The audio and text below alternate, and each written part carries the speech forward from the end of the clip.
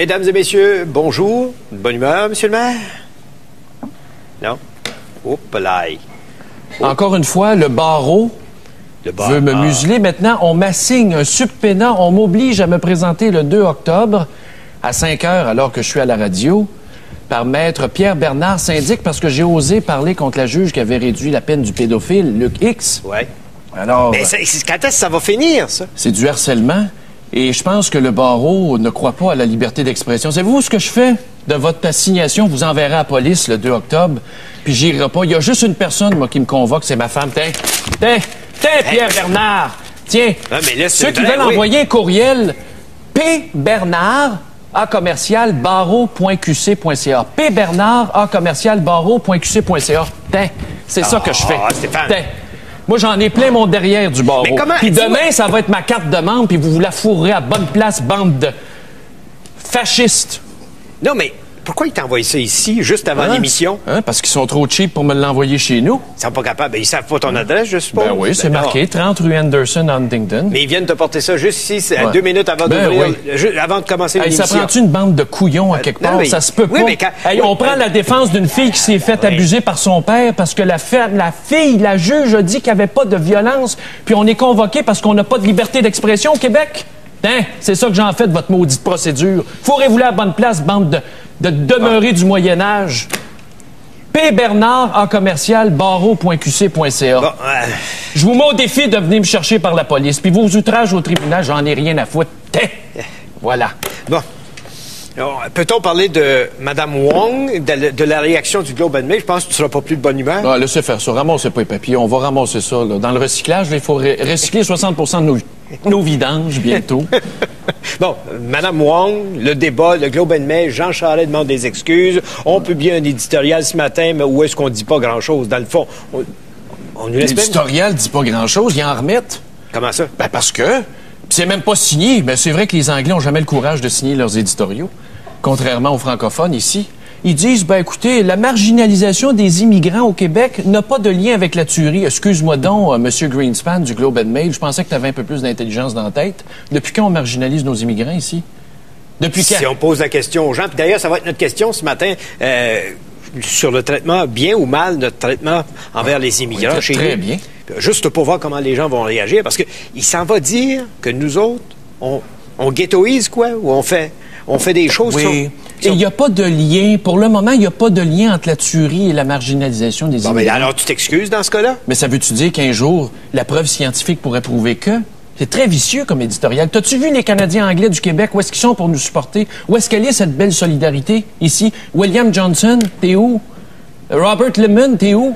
Personne n'a pris la défense. Ben, ils n'oseront jamais se lever contre le Globe and Mail. Mais si ça avait été à l'inverse, tu peux-tu être sûr que les Québécois, on les aurait supportés? Nous autres, s'il y avait eu des propos racistes envers les Anglais? C'est vrai. Hein? C'est vrai. J'aimerais dire aux Anglais là, que vos systèmes d'écoles puis d'hôpitaux au Québec, là, on s'entend-tu que c'est un privilège qu'on vous donne? On n'est pas obligé. Dans un Québec souverain, un jour, là, on ne sera pas obligé de vous traiter vos cancers en anglais. On le fait parce qu'on y croit. On le fait parce qu'on a du cœur au ventre. Faites donc la même chose. Arrêtez de nous écœurer. À un moment donné, moi, je commence à me sentir comme un musulman. Ben non, je charrie pas, là. Je charrie pas. Ben, écoute, à un moment donné, tu te dis, coudonc, que c'est qu'ils ont contre nous autres? Jane Wong, qui dit que les chauffeurs de taxi éthiopiens n'ont pas de type parce que les séparatistes sont cheap. Hey, c'est la fille de Bill Wong. Bill Wong? Bill Wong qui avait le gros restaurant sur le boulevard Tachereau. Non. Oui. Ben, à Brossard, ça arrive sud. C'est sur la rive sud, c'est ça, Bill Wong? Oui. Gros restaurant. Qui n'a pas pu vendre à cause des séparatistes. C'est toujours la faute des séparatistes. Moi, je suis pas séparatiste, mais je commence à être écœuré, par exemple. Ouais. OK. On va... pas ça, toi? Non. Je trouve que ce débat-là prend une ampleur puis prend une dimension qui nous fait constater leur imbécilité. C'est de l'imbécilité, là. Là, on est rendu à être obligé de prendre pour acquis que ces gens-là ont les deux oreilles bouchées puis les deux yeux fermés puis ils ont le droit de parole quand même. Puis comme Robert Charlebois le disait dans sa chanson, le Canada, il faut pas se compter d'histoire, c'est un mariage de raison. J'en ai eu un mariage de raison, ça a duré 3 ans. Jusqu'à temps qu'elle me foute là. Quelle comparaison. C'est vrai que c'est un mariage de raison, le Canada. Mais oui, c'est sûr. C'est pas éternel, vous savez. Moi, j'ai pas de trouble à me séparer. On est assez intelligents pour faire nos affaires tout seuls. OK. Bon, j'aimerais ça te parler des policiers de la Société d'assurance automobile du Québec, ceux qui arrêtent les camions, qui ont des directives assez farfelues des fois de ne pas donner de contravention pour les poids lourds qui sont trop lourds, mais qui vont avoir le droit de donner des contraventions maintenant aux automobilistes. Entente entre la SAAQ et le ministre de la Sécurité publique, Jacques Dupuis. Parce qu'on n'a pas les moyens d'engager des vrais policiers? Je sais pas. On a coupé 6 dans le budget de la sécurité publique l'année dernière. Oui, mais il n'y a pas moins de policiers. Un instant. Mais on devrait en engager plus. Stephen Harper l'a même dit, lui, qu'il préférait engager plus de policiers. On a engagé plus de policiers à la Sûreté du Québec. On a intégré dans la Sûreté du Québec les corps de policiers municipaux qui ont été fermés. On n'en a pas eu plus. On les intègre, mais ça ne nous en donne pas plus. Mais le budget de la police, là, il est quand même assez élevé. Ben, regarde, ils en ont engagé à Montréal. 125 policiers de plus. Tu l'as dit l'autre fois, ça a rapporté des fonds. Ça marche, ça fonctionne. Ben, engageons-en. J'aime bien mieux avoir un policier qu'une fausse police pas de cuisse. Mais c'est quoi? C'est pas une fausse police. C'est un gars qui est là. En même temps, il pourrait peut-être sortir les minounes du chemin. Oui, ça, c'est vrai. Ils ont une connaissance technique, ces gens-là. Ils pourraient peut-être nous débarrasser de ces puanteurs qui sentent juste de l'huile. Toi, c'est parce que c'est une décapotable. C'est vrai que c'est incommodant. Toi aussi, t'en as une. Bon, quand on se promène puis qu'on sent l'huile, c'est vrai. On ferme notre toit. Mais quand même, quand tu vas arrêter le gars puis qu'il va sortir le gun ou le poing, qu'est-ce que tu vas faire? Tu vas sortir ton petit bâton? Quand est-ce que les policiers sortent leur revolver pour intercepter un automobiliste fautif? Ça doit être déjà arrivé. Oui, mais pas si souvent que ça. Autre sujet. Gilles Duceppe nous prend-il pour des imbéciles? Pourquoi? As-tu vu le Devoir de ce matin? Le Bloc tient Harper en joue. Les souverainistes voteront contre le budget si Québec n'obtient pas 3,9 milliards de l'assiette fiscale, là, de ce qu'on appelle le déséquilibre fiscal. Puis là, il nous dit qu'il va voter contre le prochain budget au mois d'avril prochain. C'est ça qu'Harper veut, se faire battre. C'est le Bloc n'a pas compris là, que Gilles Duceppe se cherche une tribune pour parler de quelque chose. Là. Le Bloc va voter contre au mois d'avril. Oui, puis... Mais c'est bon parce que dans leur campagne de marketing pour le Bloc, ils pourront faire une campagne de levée de fonds en prévision de la prochaine élection déjà annoncée par Gilles Duceppe. Ça va être bon, ça, c'est rentable financièrement. Parce que quand tu es rendu que pour être candidat du Bloc, il faut que tu payes pour travailler, ça va pas bien. Il faut que tu payes 32 000 $ pour travailler. Tu connais tout ça, toi? C'est sûr qu'on va manquer de députés. As-tu vu, on l'a pas. J'ai oublié de la faire préparer, la caricature de la presse de ce matin, Gilles Duceppe en squeegee, en train de faire une collecte d'argent. Oui, pour collecter de l'argent. Mais quand il parle de déséquilibre fiscal, le National Post, première page ce matin dans le National Post, regardez bien ça, 3 milliards pour les provinces dans un nouveau plan. Stephen Harper va le régler dès le début de l'année. Je suis pas mal sûr qu'il y a une grosse... Il parle de donner... C'est le Québec qui va avoir la plus grosse portion du nouvel argent du déséquilibre fiscal pour équilibrer les choses à travers le pays. 1,1 milliard. Où est-ce qu'il a pris ça, 3,9 milliards, Gilles Duceppe? Ils ont fait tout un calcul et la commission Séguin, en 2002, je crois, si je ne m'abuse, avait dit que le déséquilibre était chiffré à l'époque entre 2 et 3 milliards. On a réactualisé les chiffres. On s'est basé sur les dernières ententes du fédéral. Et la commission Romano qui disait que le fédéral devait financer 25 % des coûts de santé des provinces et actuellement, on en finance 23. Donc, il y a un manque à gagner d'à peu près 600 millions. Mais ça va se régler. Oui, mais ça va se régler. Ça va se régler comme 900. Le bois d'œuvre. On n'aura peut-être pas tout, mais c'est mieux qu'une claque en pleine face. C'est un pas dans la bonne direction. Donc, c'est comme le bois d'œuvre. Gilles Duceppe va dire on est contre, mais on va voter pour. Mais là, ils partent en tournée de consultation. T'as vu, là, Pierre Paquette, responsable du dossier, va consulter l'ensemble des intervenants de la société québécoise, les syndicats, les étudiants, tous les gars de la gauche. La gauche en consultation. Oui. Ah, que ça va être beau. Il va y avoir 40 personnes dans chaque salle. Je te prédis ça. Puis ils vont tous fumer. On a le droit de fumer quand on est de la gauche, tu sais. OK. J'aimerais ça parler de Stephen Harper, vu qu'il était à New York hier. Tout le monde dit que c'est le centre de pète de George Bush. J'ai lu le discours. Moi, j'ai pris le temps de le lire, toi aussi. Oui. Puis c'est un discours qui était très bon. Je suis pas d'accord avec sa position sur le passeport, mais il a quasiment traité les Américains d'épais.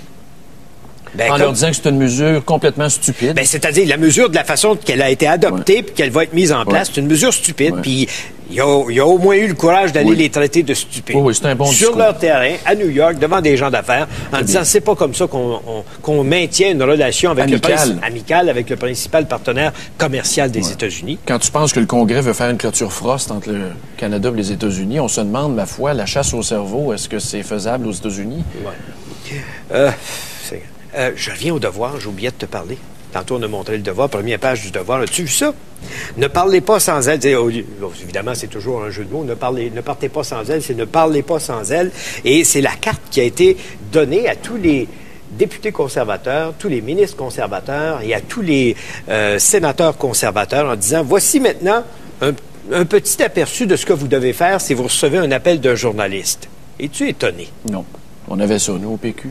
Mais pourquoi la journaliste, Mme Busetti, là, elle nous fait un plan en première page du Devoir ce matin en disant les communications avec Stephen Harper sont difficiles, les journalistes ont de la misère, puis en plus, regardez-le, donne des directives, comment se comporter. C'est normal. Quand j'étais au PQ, les attachés de presse avaient un meeting une fois par semaine et on discutait de stratégie, comment répondre, comment aborder, qu'est-ce qu'on dit dans tel dossier. Les réunions de cabinet qu'on faisait à tous les matins, c'était ça. D'ailleurs, quand tu embauches quelqu'un dans une grande compagnie, un relationniste qui fait un plan de communication, c'est son mandat. C'est son mandat, puis il dit au président puis à tous les dirigeants, voici comment vous comportez quand vous recevez un appel d'un maudit journaliste. Ben oui. C'est normal qu'il y ait un canal. Même Charest a tout centralisé le département des coms au gouvernement pour qu'il y ait un discours, un canal. Parce qu'on sait bien que le monde lâché lousse, ça dit n'importe quoi. Oui, mais le Devoir nous dit ce matin, après nous avoir dit que le Bloc tient Harper en joue, le Devoir nous dit ce matin, nouvel épisode dans les affrontements entre les conservateurs et les journalistes. Ben oui, mais c'est sûr que les journalistes prêchent pour leur paroisse. C'est correct aussi. C'est normal qu'ils fassent pression. C'est vrai qu'Harper n'est pas très bavard.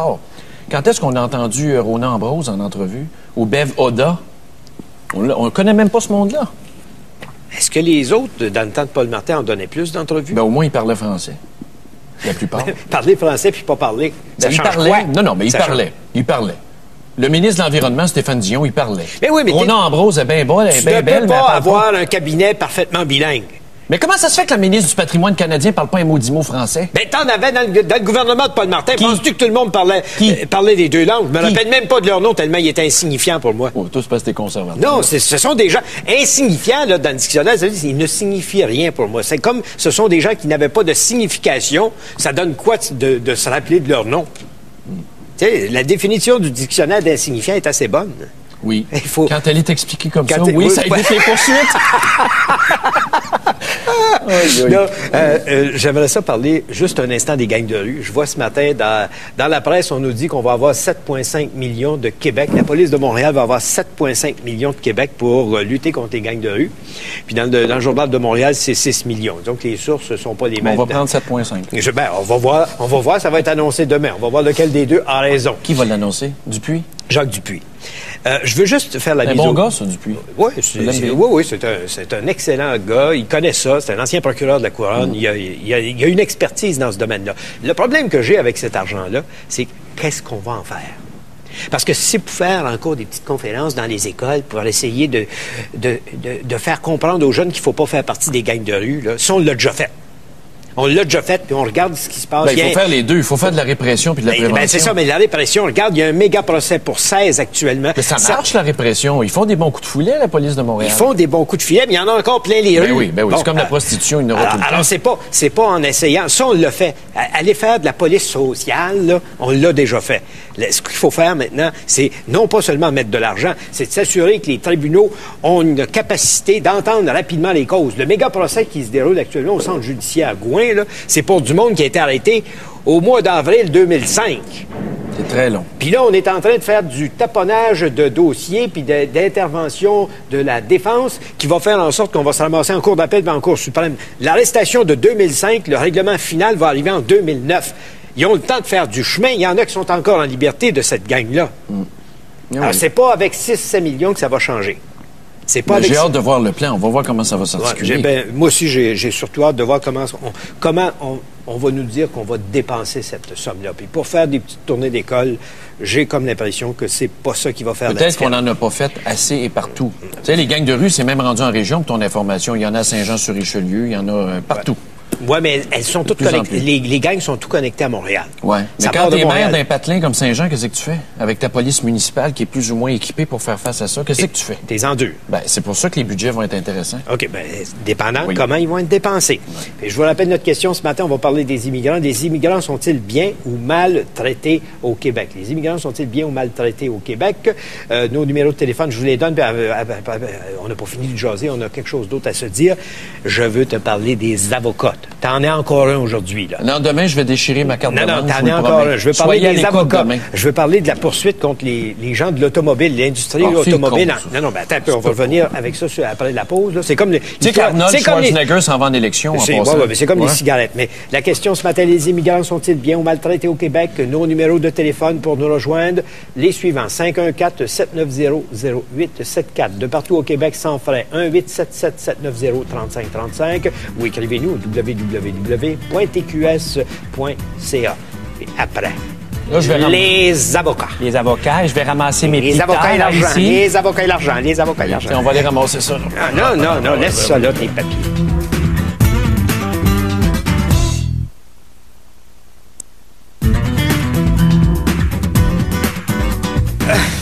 Bon, je vais être solidaire de mon collègue contre le barreau. Son subpénat, tiens, à mon tour. Ah, ben merci beaucoup. Je vais être solidaire. Moi aussi, il faut que je... D'ailleurs, c'est de ça que je veux te parler des avocats. Les avocats. Je regarde ça. Aux États-Unis, la Californie s'attaque aux Big Six de l'automobile. On va les poursuivre à cause des changements climatiques et de la mauvaise qualité de l'air. Ça, là, ça va donner quoi en bout de ligne, à part d'une paye à une gang d'avocats? Oui, qui va coûter des centaines de millions, les poursuites. Puis de toute façon, c'est qui le responsable? C'est le gouvernement qui édicte pas des normes, qui ne force pas à avoir des moteurs qui ne polluent plus. On l'a, la technologie. Mais c'est comme la cigarette. Est-ce que l'automobile, quand ils vont poursuivre l'automobile, l'industrie ou les fabricants, là, est-ce que l'automobile qui a été vendu en Californie est légal ou illégal? C'est illégal, sortez-la de là. Comme la cigarette. C'est la même hypocrisie que la cigarette. Le gouvernement dit c'est pas bon pour la santé, ça coûte cher en soins de santé. Ben oui, mais interdis-la. Interdit-la. Ah, mais on collecte les taxes, c'est important. Ah, c'est ça. C'est comme les taxes sur l'essence. Mais ils ont sûrement en Californie des taxes spéciales sur l'environnement, les gros pollueurs, les Cadillacs, les Eldorado, pas les Eldorado, mais les Escalades, des choses comme ça. Les affaires que ça prend une échelle de monter dedans. Les Hummers de ce monde, là, tout ce qui coûte, tout ce qui pollue davantage et qui consomme davantage d'essence, il y a sûrement une taxe spéciale en Californie comme ailleurs. Puis là, Arnold blâme le fédéral de ne pas édicter des normes, puis il poursuit les constructeurs automobiles. Il n'ose pas poursuivre son chum, George. C'est vrai. Hein, entre républicains. Mais c'est ridicule. Arnold s'en va en élection, je pense, bientôt. Quel hasard! Quel hasard! Mais je te dis, encore une fois, les avocats vont empiler des factures, on va empiler de l'argent en se battant pour ça, puis ça va donner... Qui va payer? Le contribuable. Ben oui, puis penses-tu que le gars qui fabrique des automobiles va baisser le prix? Il va mettre la facture un peu plus haute parce qu'il va devoir se défendre avec des avocats qui vont lui coûter cher à lui aussi. Ouais, puis le bodybuilder, Arnold Schwarzenegger, vas-tu travailler en bicycle le matin?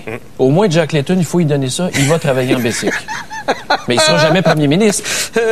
Ouais. Non, mais dans sa limousine, là, marches-tu à l'huile à pétate frite? Ou à l'huile de tournesol, sa limousine? Je sais pas. Ça dépend du nombre de femmes qu'il y a dedans. Moi, je suis assez cœuré de cette maudite magouille-là. Non, mais quand tu vois comment les avocats arrivent à convaincre les politiciens, disant on a une cause. Non, pas de cause. On a une belle cause, on va en faire une. Ben voyons donc. Quelle race. C'est rire du monde. Les avocats sont capables de rire du monde. Où ce qui sont tes papiers, là, on va aller s'essuyer les pieds là-dessus. Bon, aujourd'hui, on veut parler des immigrants. Ça fait déjà une couple de jours là, que c'est dans l'air avec l'histoire du Globe and Mail. Le Globe and Mail semble dire que c'est le traitement que nous faisons de nos immigrants qui est la cause de Polytechnique. Ben, en tout cas, c'était ça samedi.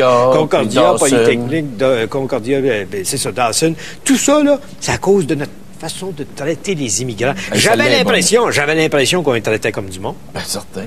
Voyons donc. Puis c'est normal. Tu sais, les gens pensent que les immigrants s'intègrent pas. C'est parce que c'est une mouvance perpétuelle maintenant dans la mondialisation. On en reçoit tout le temps des immigrants. Ça prend 3 générations avant de s'intégrer. Ça va très bien.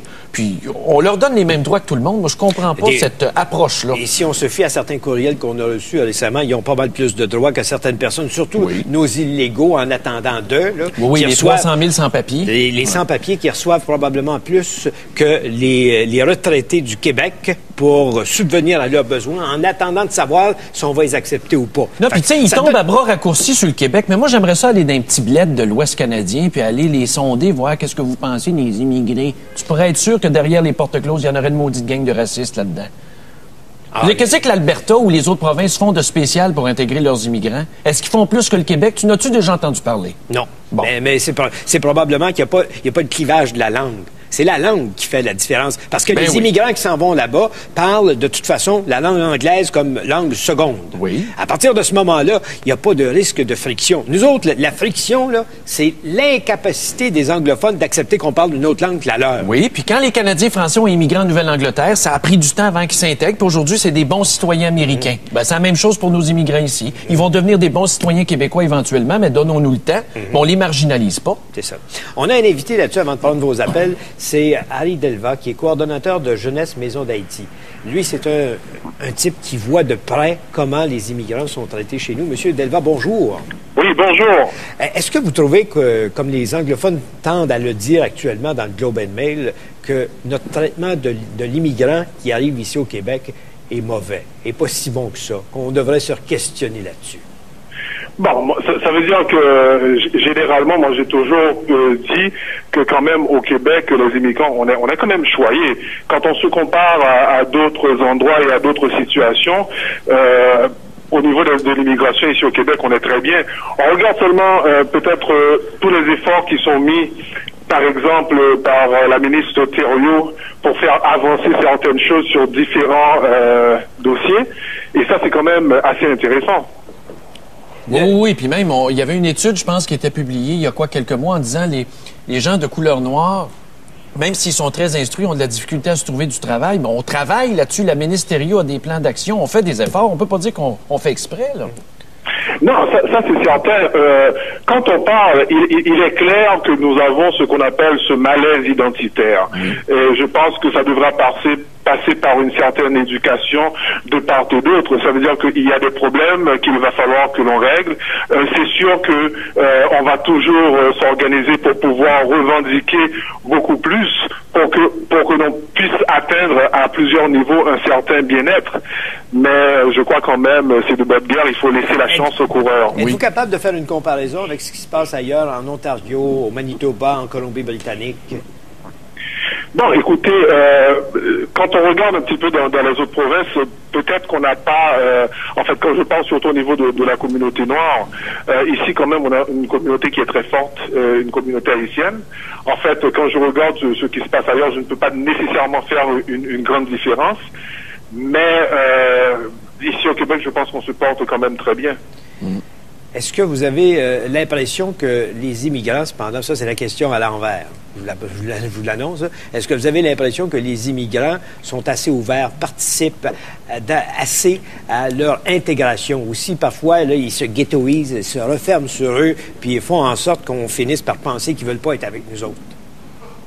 Bon, ça veut dire ce qu'il faut comprendre de cette partie-là, c'est que l'immigrant quand même a sa façon aussi de faire les choses. L'immigrant apporte aussi un bagage aussi avec lui qu'il est tout prêt à pouvoir partager. Je suis moi-même aujourd'hui porte-parole pour le mois du créole ici à Montréal. Mais ça, c'est une très belle ouverture où on peut montrer exactement nos valeurs, nos qualités et tout ce qu'on vaut. Maintenant, c'est certain que beaucoup, quand on regarde surtout dans la situation des jeunes, beaucoup de jeunes s'excluent parce qu'ils ne se sentent pas nécessairement inclus au niveau de notre société, mais les différents partenaires, les différents groupes communautaires essaient de travailler là-dessus pour pouvoir voir exactement comment est-ce qu'on va pouvoir avancer. Comme je dis, il y a un travail à faire, il faut continuer à le faire, il faut continuer à le faire ensemble. Merci beaucoup, merci, M. Delva. Merci. Au revoir. Merci. Au revoir. Donc, on prend vos appels tout de suite après cette pause. Je vous rappelle notre question ce matin. Les immigrants sont-ils bien ou mal traités quand ils s'installent au Québec? Puis, est-ce qu'on traite bien aussi nos Anglais au Québec? Dans le fond, on peut poser la question. Ben, les Anglais ont plus de privilèges. Voyons.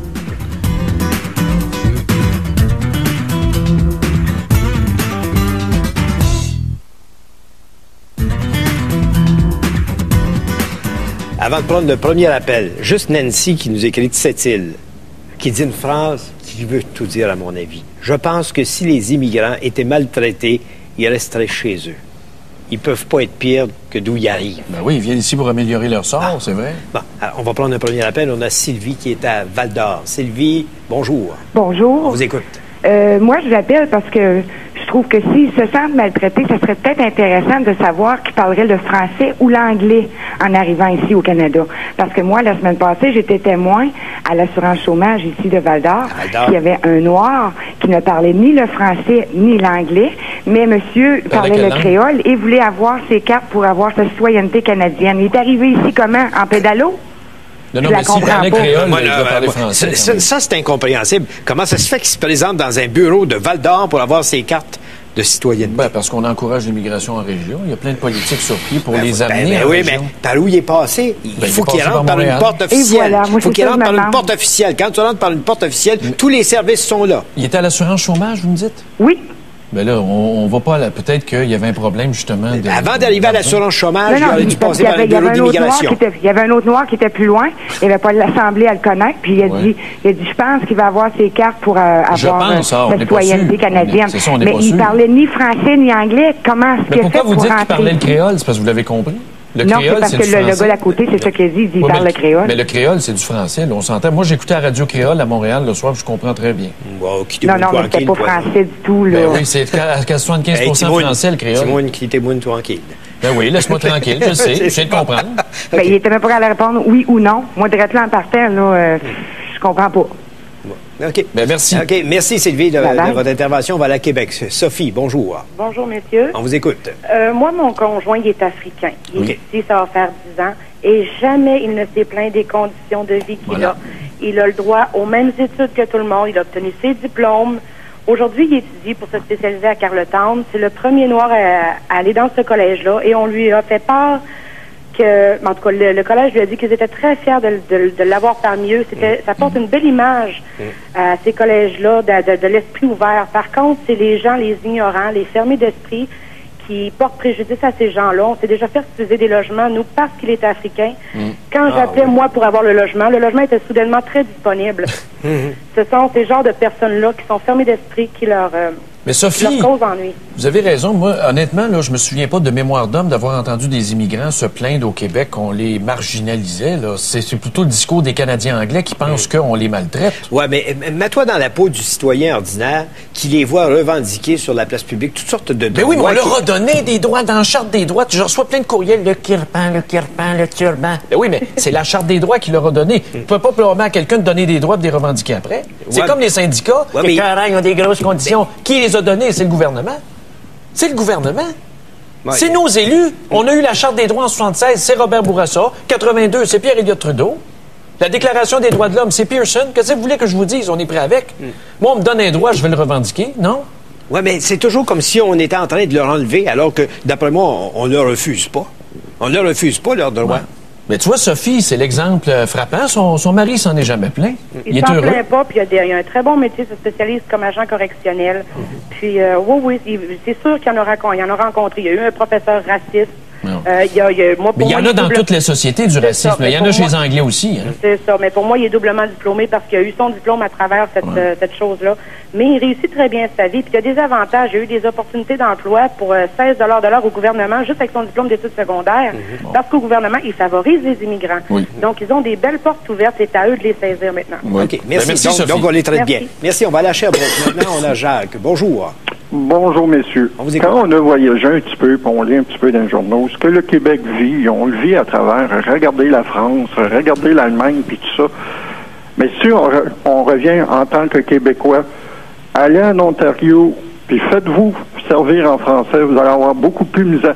Donc, si on dit que nos immigrants sont maltraités, moi je dis au contraire, sont mieux traités. Même, je regarde, il y a des jobs maintenant qui se fait avec des gens à minorité visible. Oui, des programmes d'accès à l'égalité positive. Là, ouais. Alors, si moi, j'irais, exemple, en Irak, puis je dirais, hey, moi, je parle français, puis donnez-moi le poste de premier ministre. Là, oui, je le sais, mais il faut pas se comparer au pire des pays non plus. Là. C'est sûr qu'en Irak, au Pakistan, ces affaires-là, la preuve, c'est que les gens quittent ces pays-là. T'sais. Exactement. Ouais, donc, nous, on a quand même des belles conditions. Oui.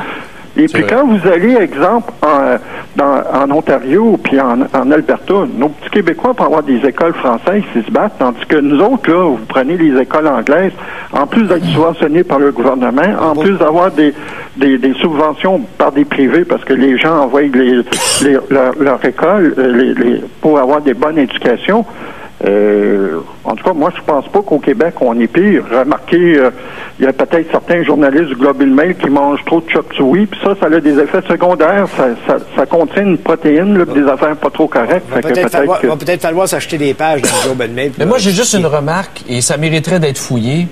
Est-ce qu'il y a une autre province au Canada qui subventionne un réseau d'écoles juives? Parce qu'on subventionne au Québec. L'Association des écoles juives reçoit des subventions, même des fonds publics, pour des écoles religieuses, ethniques, séparées. Est-ce qu'il y a une autre province qui est aussi généreuse? Quid? J'ai pas de réponse.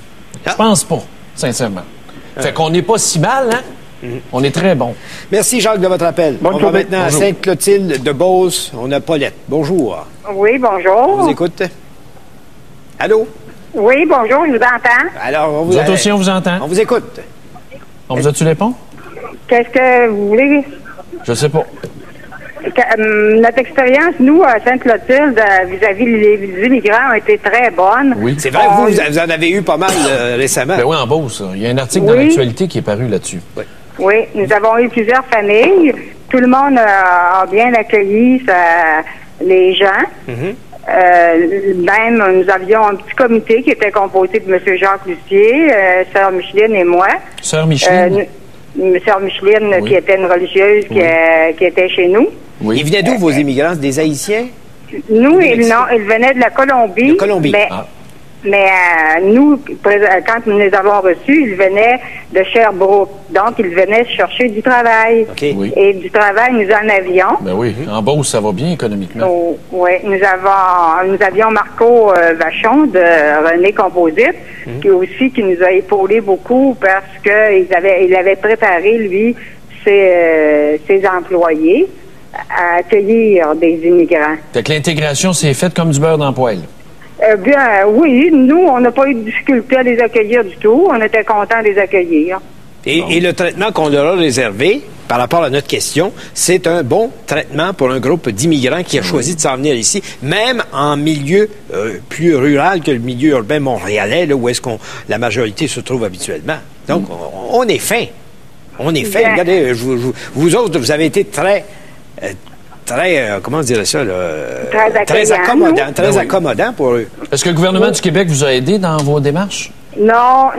Nous, on était en collaboration avec Mme Eva Lopez. Qui est? Oui. C'est qui, elle? Mme Eva Lopez, c'est une Colombienne qui s'est emmenée au Québec parce qu'elle a épousé un Québécois, justement. Et puis, c'est elle, toujours, qui faisait le lien entre nous et les Colombiens. Donc, elle a découvert le bonheur. Et tu vois, quand c'est bien préparé, c'est ça, quand c'est bien préparé par du monde qui connaît ça donne de bons résultats. On peut pas en dire autant des agriculteurs de la Montérégie qui maltraitent les Mexicains, par exemple? Qui les font coucher dans des watches puis des camps de concentration plein de trous. Là, tu parles pas de mon ami Spingola à Saint-Dominique. Non, je mets pas tout le monde. Non, mais je peux te nommer certains. Tu voyais comment c'est installé à Saint-Dominique. Oui, mais moi, j'ai vu des reportages qui ont été faits où on voyait bien des affaires insalubres. Ah, OK. Je parle pas de Spingola. Merci, Paulette, de votre appel. Merci, Paulette. Bien, bonjour. Merci, bonjour, bonne chance. et je vous rappelle notre question ce matin. On est encore sur le dossier Globe and Mail Québec.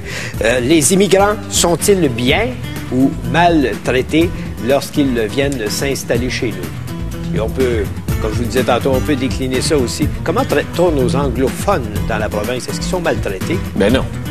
Comment ben non? Laisse le monde répondre. Oui.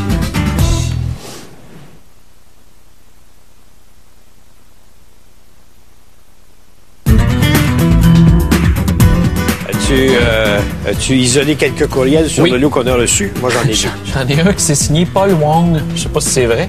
À un moment donné, il faudrait arrêter de donner de l'importance aux personnes aussi mesquines et imbéciles que Mme Wong, mais plutôt s'en prendre au Globe and Mail. C'est vrai, le Globe and Mail en a remis un matin. Ben, c'est ça. Le boss du Globe and Mail n'est pas plus intelligent. Non, mais pour un quotidien, supposément national, là. Moi, j'ai toujours trouvé que c'était un bon journal. Je commence à le lire. Mais là, c'est quasiment du papier de toilette, choix du président un pli. Ouais. Ensuite, ici, bonjour monsieur, je suis moi-même issu de parents immigrants italiens et je ne suis pas du tout d'accord avec les propos de Mme Wong. Les immigrants sont très bien traités, mieux qu'ils ne l'ont jamais été au Québec. Ils peuvent se promener avec leur couteau, le turban, patati pataton. C'est de l'accommodement raisonnable. C'est nous autres qui leur a donné ça, puis après on se fait chier dessus. Puis Mme Vallée de Lévis nous dit, voici mon écœurement. Elle dit, quand un nouveau réfugié arrive ici, on lui donne 1880 $ par mois. Non, c'est pas vrai, ça. C'est pas vrai, cette histoire. Non, c'est pas vrai. Ben, Plus 580. Patrick Lagacé a tout analysé ça dans le Journal de Montréal. sais, le fameux courriel là, qui qu'on avait reçu depuis 10 ans. Là, ouais. Parce qu'elle a dit un réfugié, il faut faire attention, c'est un réfugié, 29 640 $ par année qu'on lui donne, alors qu'un bon Canadien, là, c'est 12 000 $ par année. Qui a payé ses impôts et ses taxes. Ça, c'est comme le courriel que Guy Fournier a reçu ses Libanais. C'est une légende urbaine. Ah, OK. Ben, je vais te lire celui-là qui en a pas l'air d'une. Oui. Martin Fontaine, à Gatineau, dit « Le livret de la faculté de droit de l'Université d'Ottawa est fait de la façon suivante. Il y a l'Association des étudiants juifs en droit. Il y a l'Association des étudiants musulmans en droit. Il y a l'Association des étudiants chinois en droit. » Oui. Pourquoi ils s'isolent tant que ça? Oui, puis tu aurais l'Association des Blancs. Est-ce qu'ils ont peur d'être représentés par des Blancs? Non, mais puis si tu avais l'Association des Blancs étudiants en droit, c'est du racisme, c'était écœurant. C'est vrai, pareil. Et là, tu as l'Association des étudiants en droit tout court. Si tu refuses là-dedans, tu es raciste, mais si tu essaies d'entrer dans la leur, tu peux pas. Non, parce que c'est culturel. Ah oui. Ça c'est la partie qui m'agace. Hypocrite. C'est la partie qui m'agace des immigrants. T'es Québécois ou tu l'es pas. T'es Canadien ou tu l'es pas. Fais un choix. Si t'es pas content, va-t'en. OK. Nicoletta à Laval-des-Rapides, bonjour. Bonjour, monsieur. On vous écoute. Bon, mais moi, je trouve qu'on est très bien traité ici. Surtout, moi, avec ma famille, ma petite famille, mon mari et 2 enfants, on était arrivés en 95. Et depuis, on a toujours travaillé, n'importe où, n'importe comment, n'importe pour combien de sous, mais on a toujours travaillé. La condition de base, c'est de faire notre part, de ne pas attendre des autres que nous donnent un logement, un travail ou je ne sais pas quoi. Il faut se battre un petit peu. Parce que quand on était arrivé ici, c'est parce que nous, on a voulu ça. C'est pas parce que le Canada y avait besoin de nous, n'importe qu'est-ce qu'on était chez nous. C'est justement parce qu'on voulait venir ici. Parce que avant d'arriver, on s'est informé, non? Pour savoir où on va atterrir, qu'est-ce qu'on va faire. Moi, personnellement, j'avais dit n'importe où je vais habiter, mais moi, je vais faire tout pour que mes enfants soient bien élevés. Ils vont faire leur école, ils vont faire leur part dans cette vie. Et c'est ça. On avait toujours travaillé et on avait gagné notre place. Maintenant, on est super bien. On a notre maison, on a notre travail. Bon. Vous êtes de quelle origine, madame? Vous êtes de quelle... Je suis roumain. Roumain. Oui. Oui, mais en réalité, si vous voulez, je suis Canadien, Québécois d'origine roumain. C'est ça qu'on est. Ben, bravo, merci de félicitations. votre appel. Félicitations. Tu vois, c'est ça. C'est ça de se prendre en main. Toi, t'es déjà resté aux États-Unis. Moi aussi. À un moment donné, quand je suis arrivé là-bas, il n'y a pas personne qui est venu me prendre par la main. On va tout te donner. On va tout te donner. On va tout te donner. Parce qu'on a assez peur que tu revendiques. Il ne faudrait surtout pas que tu te mettes à crier. On va tout te donner. Gabriella, maintenant, à Laval. Gabriella, bonjour. Oui, bonjour. On vous écoute. Moi, j'ai 34 ans. Moi, mes parents, ils sont venus, ça fait 36 ans qu'ils sont au Québec. Je suis d'origine haïtienne. Oui. Excusez-moi, moi, j'ai fait des études. La famille, on a tout fait. On s'est bien intégré. Oui. Mais, moi, à l'arrivée de 34 ans, j'ai 2 enfants.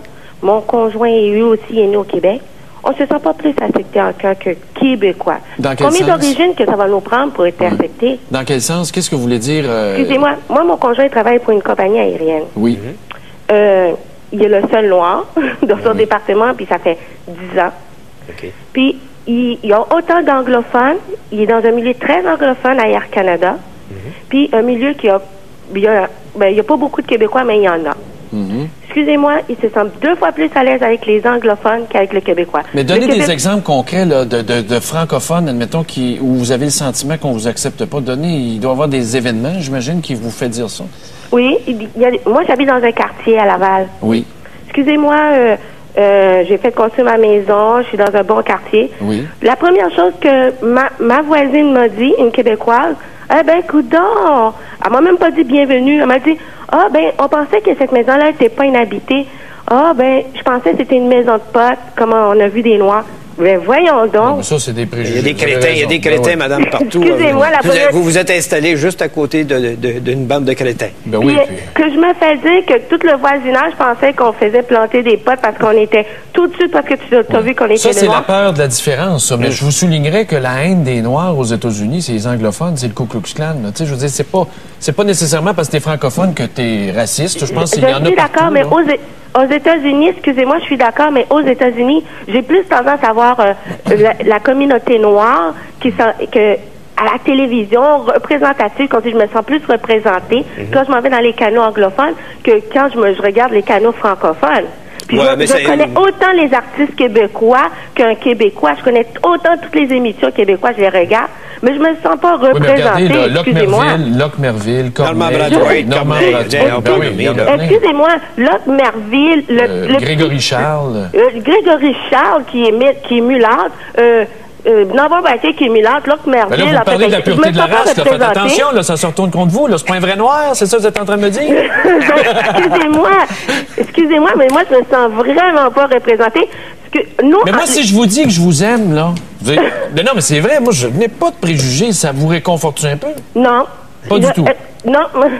Excusez-moi, parce que les hommes noirs... Vous en demandez trop d'abord, vous en demandez trop. Déjà, les hommes noirs ont déjà la difficulté dans la communauté à se faire accepter. Il y a beaucoup d'hommes noirs qui sont ingénieurs, qui ont étudié, mais qui ne trouvent pas d'emploi. C'est plus difficile. Ça, les études le prouvent, vous avez raison. D'accord, merci Gabriela, c'est tout le temps qu'on avait. Merci beaucoup, on va aller retrouver Dave Leclerc. On ne peut pas empêcher les préjugés. Tu ne peux pas passer une loi contre les préjugés. Le monde, c'est l'éducation. Quand elle se fait construire une maison, correctement, elle ne peut pas deviner qu'à côté, ça va être un crétin qui habite là. Dave Leclerc à Québec, bonjour. Bonjour. Aujourd'hui, on va parler un peu de politique puisque ce matin, Pierre Curzi va confirmer qu'il se présentera aux élections partielles dans Bordua pour remplacer le député Jean-Pierre Charbonneau du Parti québécois. Est-ce qu'il va démissionner comme président de l'Union des artistes? Je ne sais pas. On a appris ce matin qu'il voulait négocier le prochain contrat. Alors, est-ce que c'est une porte de sortie qu'on se garde est-ce que ça veut dire que tous les artistes sont péquistes? Je sais pas. Je sais pas. Mais est-ce que ça va l'aider d'être artiste pour être élu? C'est notre question. Est-ce que la candidature d'une vedette peut-elle influencer votre vote? C'est la question aujourd'hui. On n'a qu'à penser à André Arthur ici, dans le comté de Portneuf. Vous en parlerez. Là, il fait de la publicité de balayeuse. S'il était encore vivant, je vous dirais, parlez-en à Émile Jeunet. Il est chauffeur d'autobus aussi. Oui, mais sais-tu quelle compagnie de balayeuse qui annonce? C'est-tu... c'est Monsieur Balayeuse. C'est pas important. Monsieur Balayeuse. Comment, Monsieur Balayeuse? Oui. OK. Alors, la question, répétez-moi la candidature d'une vedette peut-elle influencer votre vote? OK. D'accord. On vous écoute à midi. Je vous rappelle notre question ce matin. Les immigrants au Québec sont-ils bien ou mal traités? Les immigrants sont-ils bien ou mal traités? Oui. C'est à voir. C'est assez bien jusque-là.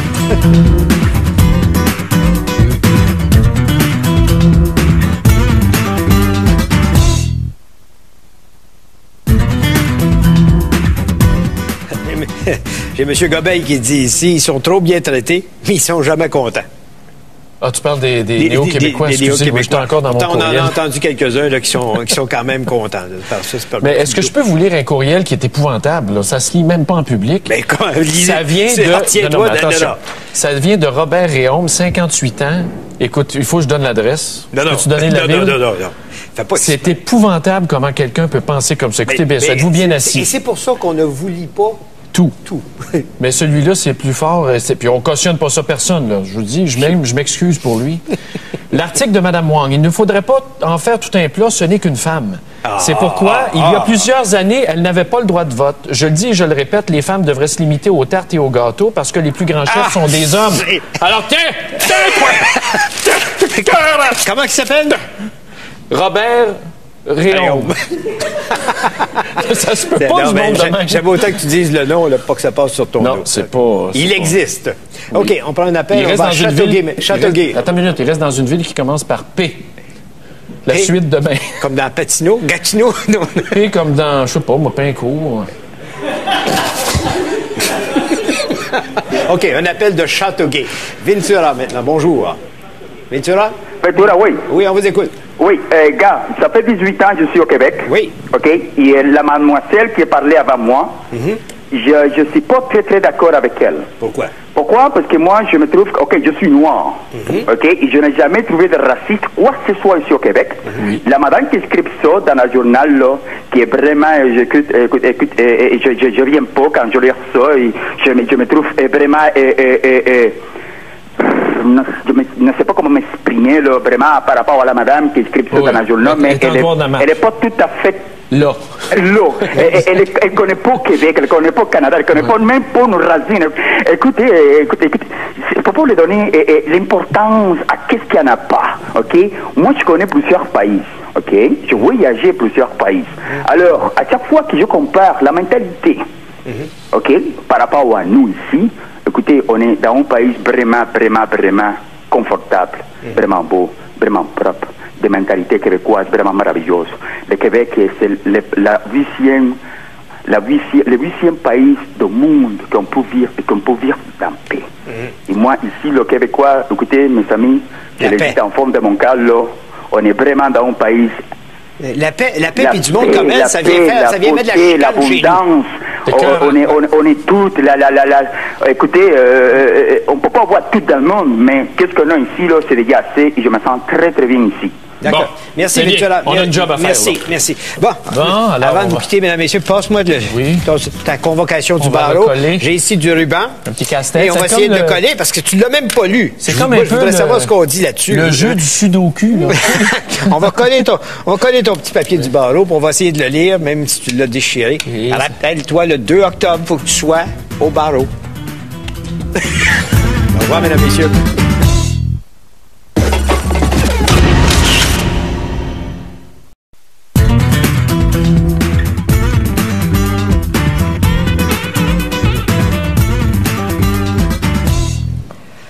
Mesdames et messieurs, bonjour. Bonne humeur, monsieur le maire? Non? Oups, là. Encore une fois, le barreau veut me museler. Maintenant, on m'assigne un subpénat. On m'oblige à me présenter le 2 octobre à 5 heures, alors que je suis à la radio, par maître Pierre Bernard syndic, parce que j'ai osé parler contre la juge qui avait réduit la peine du pédophile, Luc X. Oui. Alors... Mais quand est-ce que ça va finir, ça? C'est du harcèlement. Et je pense que le barreau ne croit pas à la liberté d'expression. Savez-vous ce que je fais? De votre assignation, vous enverrez à la police le 2 octobre, puis j'irai pas. Il y a juste une personne, moi, qui me convoque, c'est ma femme. Tiens, Pierre Bernard!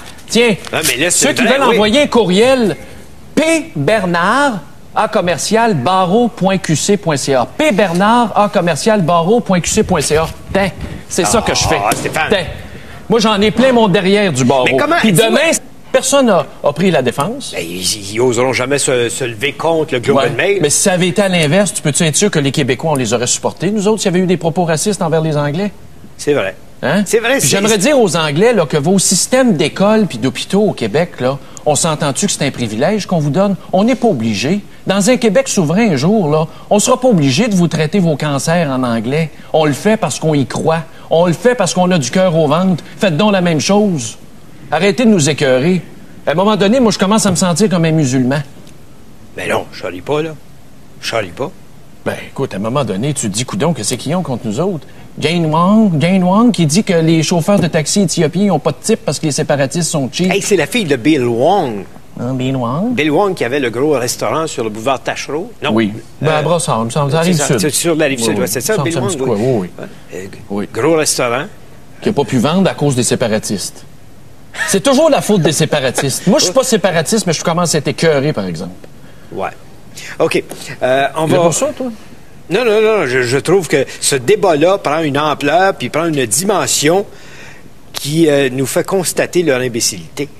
C'est de l'imbécilité, là. Là, on est rendu à être obligé de prendre pour acquis que ces gens-là ont les deux oreilles bouchées puis les deux yeux fermés puis ils ont le droit de parole quand même. Puis comme Robert Charlebois le disait dans sa chanson, le Canada, il faut pas se compter d'histoire, c'est un mariage de raison. J'en ai eu un mariage de raison, ça a duré 3 ans. Jusqu'à temps qu'elle me foute là. Quelle comparaison. C'est vrai que c'est un mariage de raison, le Canada. Mais oui, c'est sûr. C'est pas éternel, vous savez. Moi, j'ai pas de trouble à me séparer. On est assez intelligents pour faire nos affaires tout seuls. OK. Bon, j'aimerais ça te parler des policiers de la Société d'assurance automobile du Québec, ceux qui arrêtent les camions, qui ont des directives assez farfelues des fois de ne pas donner de contravention pour les poids lourds qui sont trop lourds, mais qui vont avoir le droit de donner des contraventions maintenant aux automobilistes. Entente entre la SAAQ et le ministre de la Sécurité publique, Jacques Dupuis. Parce qu'on n'a pas les moyens d'engager des vrais policiers? Je sais pas. Mais Jean Charest demande des excuses. On publie un éditorial ce matin, mais où est-ce qu'on dit pas grand-chose? Dans le fond, on nous laisse l'éditorial dit pas grand-chose, ils en remettent. Comment ça? Ben parce que c'est même pas signé. Ben c'est vrai que les Anglais ont jamais le courage de signer leurs éditoriaux, contrairement aux francophones ici. Ils disent, ben écoutez, la marginalisation des immigrants au Québec n'a pas de lien avec la tuerie. Excuse-moi donc, Monsieur Greenspan du Globe and Mail, je pensais que tu avais un peu plus d'intelligence dans la tête. Depuis quand on marginalise nos immigrants ici? Depuis quand? Si on pose la question aux gens, puis d'ailleurs, ça va être notre question ce matin sur le traitement, bien ou mal, notre traitement envers les immigrants chez nous. Très bien. juste pour voir comment les gens vont réagir, parce qu'il s'en va dire que nous autres, on ghettoise, quoi, ou on fait des choses... Oui.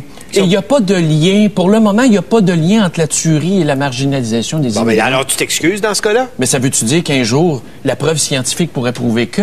C'est très vicieux comme éditorial. T'as-tu vu les Canadiens anglais du Québec? Où est-ce qu'ils sont pour nous supporter? Où est-ce qu'elle est, cette belle solidarité, ici? William Johnson, t'es où?